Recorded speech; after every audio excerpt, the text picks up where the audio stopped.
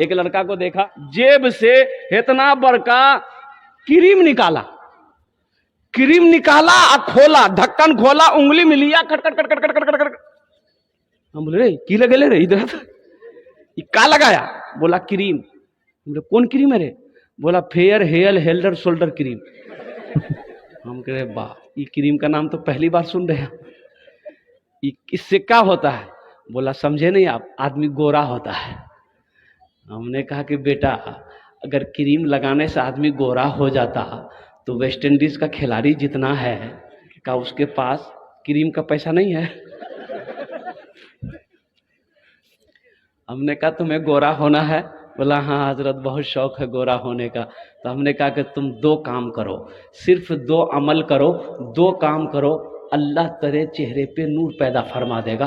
तो वो नौजवान बोला कि बोलिए हजरत दो काम क्या, हम 5 काम करने के लिए तैयार हैं। हमने कहा कि पहला काम करो अपने चेहरे पे दाढ़ी छोड़ दो, और दूसरा काम करना नमाजों की पाबंदी करो, 40 दिन इंशाल्लाह ये अमल करो, फिर तुम ये कभी ये अमल नहीं छोड़ोगे, अल्लाह तेरे चेहरे पे नूर पैदा फरमा देगा इंशाल्लाह। नमाज पढ़ो मेरे बच्चों, अल्लाह तेरे चेहरे को चमका देगा। नमाज पढ़ो, चेहरे पे दाढ़ी सजाओ, मर्द की शान। पंजाबी लोगों को देखे हो बगैर दाढ़ी का पंजाबी को? अगर बगैर दाढ़ी का पंजाबी को देखे हो?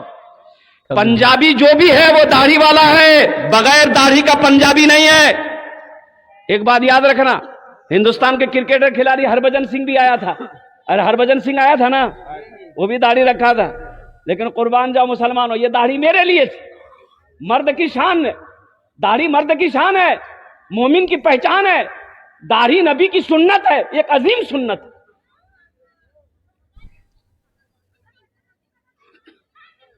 इसलिए दाढ़ी रखो। बड़ी तेजी के साथ एक मालिक को गुस्सा आया।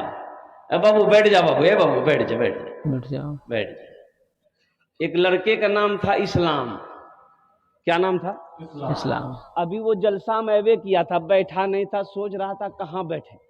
हजरत तकरीर कर रहे थे, एक जुमला आ गया कि लोगों, मुसलमानों, इस्लाम अब तक कितना पीछे है। सुन लिया, बोला अरे वाह, शेख हमको जान रहे हैं, मेरा नाम वो जान रहे हैं। तो पीछे नहीं बैठा, आके बीच में बैठा। कुछ देर के बाद हजरत फिर बोले कि लोगों, इस्लाम कितना पीछे है। वो बीच से उठ के आके आगे में बैठा। लास्ट में हजरत के जब तकरीर खत्म होने लगी तो लास्ट में हजरत बोले कि लोगों, अब भी इस्लाम पीछे है। वो खड़ा हो गया, शेख को बोला कि अब कहाँ बैठेंगे? आपका मुंह में बैठेंगे हम।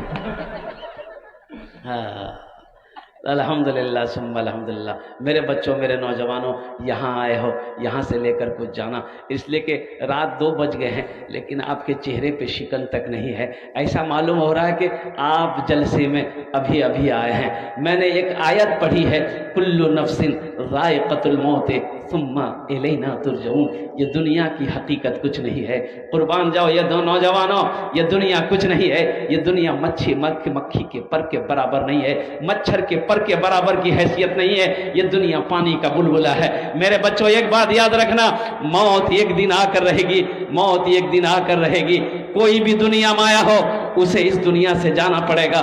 चाहे बादशाह हो, चाहे फकीर हो, चाहे औरत हो, चाहे मर्द हो, चाहे बच्चा हो, नौजवान हो, बूढ़ा हो, कमजोर हो, ताकतवर हो, पहलवान हो, जो इस दुनिया में आया है, इस दुनिया से उसे जाना पड़ेगा। इस दुनिया में आने की रीत है, जाने की कोई रीत नहीं है। इस दुनिया में आने की तरतीब है, इस दुनिया में आने की तरतीब है, जाने की कोई तरतीब नहीं है। इस दुनिया में आने का डिसिप्लिन है, जाने की कोई डिसिप्लिन नहीं।